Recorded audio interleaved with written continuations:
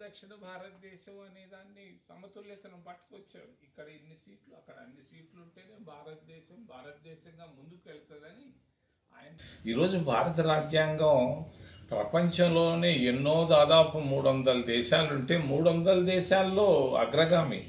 ఎవరు దీనికి సమానంగా, భారత రాజ్యాంగానికి సమానంగా ఎవరు ఎక్కడా లేదు. అమెరికాలో లేదు, మరి చైనాలోనూ లేదు, రష్యాలోనూ లేదు, బ్రిటన్లోనూ లేదు, జర్మనీలో లేదు, ఎక్కడా లేనటువంటి భారత రాజ్యాంగం మరి ఇటువంటిది ఎక్కడా లేదని ప్రపంచంలో ఉన్న మేధావులు చెప్పుకుంటూ ఉంటారు. అటువంటి భారత రాజ్యాంగాన్ని చదువు లేనటువంటి మోడీ గారు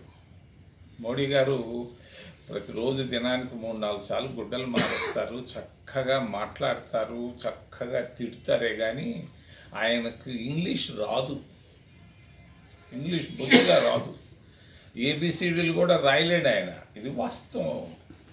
ఆయన చదువుకున్నది బిఏ కాదు, అది అబద్ధం. 4వ తరగతి చదువుకున్నాడు, ఏదో వచ్చేసాడు ప్రధానమంత్రిగా. భారత రాజ్యాంగాన్ని గురించి ఆయనకి ఏమీ తెలియదు. ఆయన పక్కనే ఒక పొట్ట ఆయన ఉంటాడు, ఆయన అమిత్ షా. ఆయన ఏం చదువుకున్నాడు ఆయనకే తెలుసు, నాకైతే తెలియదు. వీళ్ళిద్దరు కలిసి అంబేద్కర్ గారు రాసినటువంటి రాజ్యాంగాన్ని పూర్తిగా మార్చేయాలనుకుంటున్నారు. ఉత్తర భారతదేశంలో 500 సీట్లు పోయి మనకు 300 సీట్లు లోపు వస్తే మనం వాళ్ళ ముందు పలసన అయిపోతాం, అధికారం అంతా అట్టెళ్ళిపోద్ది. దానివల్ల తెలంగాణ, ఆంధ్ర ఎలా డివైడ్ అయిందో అలా ఉత్తర భారతదేశం దక్షిణ భారతదేశంగా 10-15 సంవత్సరాల్లో జరగడం ఖాయం. దీని కొరగా భారతదేశం ఈరోజు భారత రాజ్యాంగం సంక్షోభంలో ఉంది. దీన్ని కాపాడుకోవాల్సిన అవసరం 150 కోట్ల మంది ప్రజలపైన ఉందని తెలియజేస్తూ, ఈ సంక్షోభ సమయంలో మరి కాంగ్రెస్ పార్టీ చాలా గట్టిగా కృషి చేస్తుంది. ముందు నేను మొన్న ఖర్గే గారిని కలిస్తే, మా అధ్యక్షుడిని కలిసి ముందు రాజ్యాంగాన్ని కాపాడుకున్నాం అన్నాడు. మొన్న వెళితే నేను ఎప్పుడు చూడలేదు, ఢిల్లీలో వేల మంది వచ్చేసి ఉన్నారు. ఒకరికొకరు తెలీదు, ఆయన ఎవరు ఈయనకు తెలియదు, ఈయన ఎవరో తెలీదు. ఒక సైలెంట్ రెవల్యూషన్ నడుస్తూ ఉంది భారతదేశంలో. ఎందుకు? నిరుద్యోగం, విద్యార్థుల్లో అసంతృప్తి, నిరుద్యోగుల్లో అసంతృప్తి, నిరుపేదల్లో అసంతృప్తి, ప్రతి దగ్గర అసంతృప్తి. ఈరోజు ఆర్థిక సంక్షోభంలో మునిగిపోయింది. ఒకప్పుడు 60 రూపాయలు ఉన్న డీజిల్ పెట్రోల్ 120 రూపాయల దగ్గరకు వచ్చేసింది. మరి 175 రూపాయలు ఉన్నటువంటి యూరియా కట్ట 1000 రూపాయలు అయిపోయింది. 370 రూపాయలు ఉన్న గ్యాస్ ఈరోజు 1000 రూపాయలు దాటేసింది. మరి రైతులు సంతోషంగా లేరు, విద్యార్థులు సంతోషంగా లేరు, నిరుద్యోగులు. ఉద్యోగం వస్తుందని ఎవరైనా చెప్పగలరా? మదనపల్లిలో ఒక్కరికన్నా ఉద్యోగం వస్తుంది రాబోయే సంవత్సరంలో అని చెప్పలేనటువంటి పరిస్థితి. చదువుకొని కూడా ఏం ప్రయోజనం? ఈ పరిస్థితుల్లో తెలియని, చదువు లేనటువంటి మన అమిత్ షా గారు, చదువు అసలు ఏమీ తెలియనటువంటి మోడీ గారు గొప్ప ప్రయత్నం జరుపుతున్నారు. ఇది ఒక పెద్ద విష ప్రయోగం. దీనివల్ల భారతదేశానికి నష్టం 150 కోట్ల. ఈరోజు మనకు ఉన్నటువంటి ప్రతిష్ట రాజ్యాంగ పరంగా ఎక్కడో ఉంది మన ప్రతిష్ట. అంబేద్కర్ గారు తీసుకొచ్చినటువంటి రాజ్యాంగం, మహాత్మా గాంధీ, నెహ్రూ గారు రాయించినటువంటి రాజ్యాంగం ఈరోజు సంక్షోభ దిశలో ఉందని తెలియజేస్తూ, రెండో విషయం రాష్ట్రంలో చెప్పక తప్పదు. ఇది 2 కుటుంబాలు పరిపాలిస్తున్నాయి.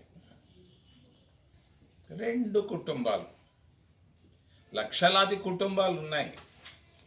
ఏ కుటుంబం పరిపాలించటం లేదు. 2 కుటుంబాలు. ఒకటి చంద్రబాబు నాయుడు గారు, దాదాపు రేపో మాపో 19 సంవత్సరాలు ముఖ్యమంత్రిగా పరిపాలించబోతున్నాడు. వైఎస్ కుటుంబం 11 సంవత్సరాలు పూర్తి చేసింది.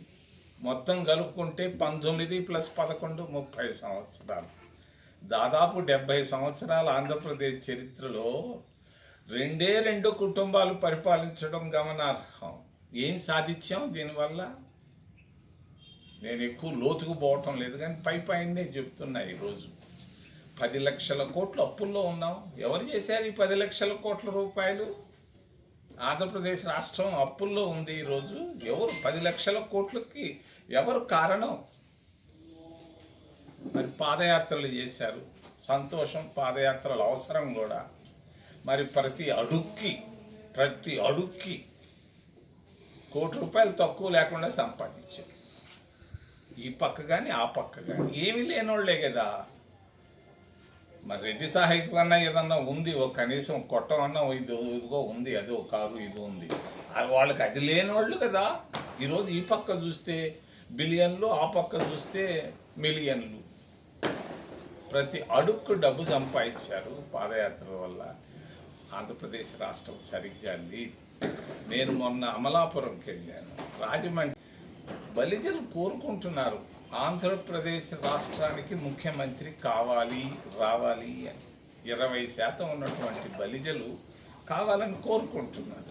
ఈ పక్క 30 సంవత్సరాలు పరిపాలించిన 2 కుటుంబాలు కావాలంటున్నాయి.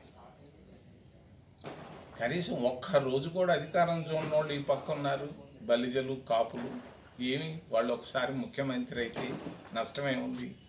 మరి వాళ్ళకి ఛాన్స్ లేదు. తెలుగుదేశంలో ముఖ్యమంత్రి తెలుగుదేశంలో కాలేరు. మరి వాళ్ళు ఇంటింటికి తెలుగుదేశం అని వెళుతున్నారు. ఎందుకు వెళుతున్నారు? ఈ బలిజలు, కాపులు ముఖ్యమంత్రి కావాలనుకుంటున్నారని వాళ్ళకి తెలిసిపోయింది ఈ పాటికే. అందుకని నిన్ననే ఆయన స్లోగన్ ఇచ్చాడు, ఇంటింటికి తెలుగుదేశం. అంతకుముందు వంటింటికి పోతుండేది, ఇప్పుడు ఇంటింటికి పోవడానికి.